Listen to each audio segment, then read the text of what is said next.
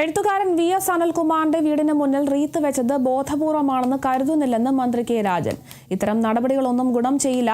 പ്രാദേശിക പ്രശ്നങ്ങൾ ഉണ്ടെങ്കിൽ അവിടെ തീരട്ടെ എന്നും രാജൻ പറഞ്ഞു. വിമർശനങ്ങൾ ഏറ്റവും പോസിറ്റീവായി കാണുക എന്നുള്ളതാണ് ഈ കാലത്ത് നമ്മളെല്ലാവരും ചെയ്യേണ്ടത്. ആരും ബോധപൂർവം ചെയ്തതാകും എന്ന് ഏതെങ്കിലും വിധത്തിലുള്ള ബോധപൂർവമായിട്ടുള്ള ഇടപെടൽ അതിൻ്റെ ഭാഗമായിട്ട് ഉണ്ടാകുമെന്ന് ഞങ്ങൾ വിചാരിക്കുന്നില്ല. അത്തരം നടപടികളൊന്നും ഒരു ഗുണകരമായിട്ടുള്ള കാര്യവുമല്ല. അത് ഏതെങ്കിലും വിധത്തിൽ ആരെങ്കിലും പ്ലാൻ ചെയ്ത് തയ്യാറാക്കിയതാണ് ഞാൻ ധരിക്കുന്നുമില്ല. ഈ സീറ്റിലിരുന്നാണ് വിജയമാഷ് നമ്മളോട് യാത്ര പറഞ്ഞത്. വിജയമാഷ് വളരെ പ്രമുഖനായിട്ടുള്ള കേരളത്തിലെ ദൈഷ്ണികാചാരനാണ്. അക്കാര്യത്തിലൊന്നും ഒരു തർക്കവും നമുക്ക് ആർക്കെങ്കിലും ഇല്ല. വല്ല പ്രാദേശിക പ്രശ്നങ്ങളൊക്കെ ഉണ്ടെങ്കിൽ അവിടെ തീരട്ടെ. അതിനൊന്നും പർവ്വതീകരിക്കേണ്ട ഒരു പ്രശ്നവുമില്ല. ആരുടെയും നിലപാടോ ഇടപെടലോ ആണെന്ന് ഞാൻ കരുതുന്നില്ല. എതിരഭിപ്രായങ്ങളോടൊന്നും മുഖം ചുളിക്കുകയോ അതിനോട് ധിക്കാരപരമായ സമീപനം എടുക്കുകയോ ചെയ്യാൻ പാടില്ലാത്തതാണ്.